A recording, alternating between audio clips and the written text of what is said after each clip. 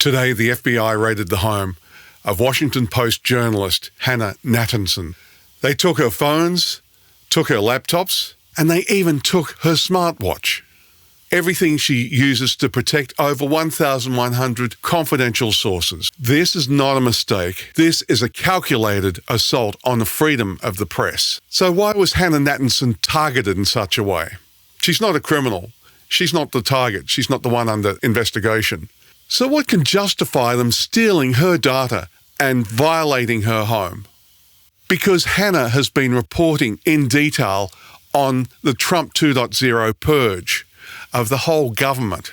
And to get to the truth, she built a network of confidential sources, over 1,100 of them. And so the FBI violates her home and steals all of her information. So they're trying to access her personal communications. So this is setting a terrible precedent that the government can come in like a secret police force and take anything that you have, any of your personal and private information, and just plunder it on a pretext. And so everything she had is in government hands now. I mean, she needs these to work for a start, but also the key to her functioning is the confidentiality. If they want to prosecute her for something and subpoena, that's a different matter. If she violated a law, but she didn't. And the person that they did prosecute is already in custody and they already have the evidence. And this was under the auspices of Pam Bondi, who removed the long-standing protection for journalists that has stood for decades. This doesn't happen in a vacuum. This is orchestrated, premeditated, and revisit the times of McCarthy. And the effect of this is a chilling effect on anybody sharing anything. A democracy functions on the truth. It functions on whistleblowers. And what was the pretext, the flimsy pretext that they tried to justify this on? A Pentagon contractor. And so the cover story that they're running is that a contractor at the Pentagon was leaking classified information. But here's the facts. The alleged leaker had already been arrested, the government already had sufficient evidence, and her materials were not central to the case. So the raid was totally unnecessary. And so the cover story just doesn't add up. Clearly a pretext to gain access to her critical information, to violate her privacy, to get their hands on her confidential sources. Because let's face it, the target was never the leaker. It was her sources, and also to set a tone that if you're going to be a whistleblower, that they're going to raid whoever it is that you've talked to and find the information out that way. So the aim here is to stop whistleblowers from calling out corruption, illegality, impropriety. It works for the perpetrators. It protects the people that are doing the wrong thing.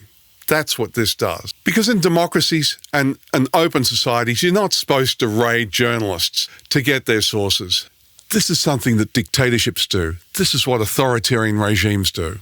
And this becomes another data point in the death of 1,000 cuts of democracy. The systematic dismantling of democracy, the systematic assault on freedom of speech, the systematic destruction of an open society, turning this into a dictatorship. So this is much more far-reaching than just gaining access to one journalist's confidential sources.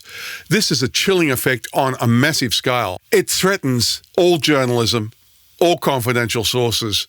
This threatens every potential whistleblower. And so any journalist that's trying to do investigative journalism into corruption, into impropriety, into illegality, this sets a standard, this sets a precedent that this is what they'll do, is to find any pretext they like. This opens the door to wholesale abuse of the whole of the free press. This actively aids the inexorable drive towards some kind of authoritarian regime. It undermines the open society. It undermines people's ability to call out corruption, to call out illegality, to raise the alarm when the wrong thing is happening. So they don't even have to make up a rule.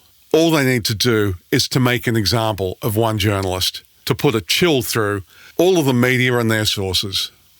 This is a direct assault on freedom. This is a direct assault on freedom of speech.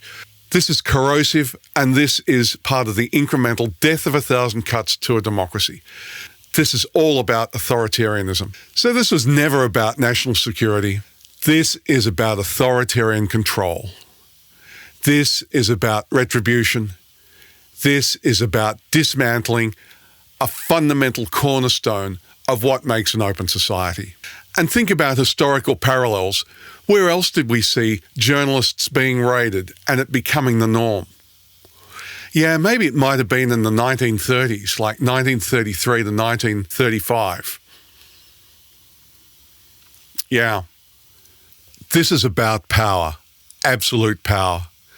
Removing opposition, removing any kind of voice of dissent, systematically dismantling democracy, shooing in the way for a dictatorship.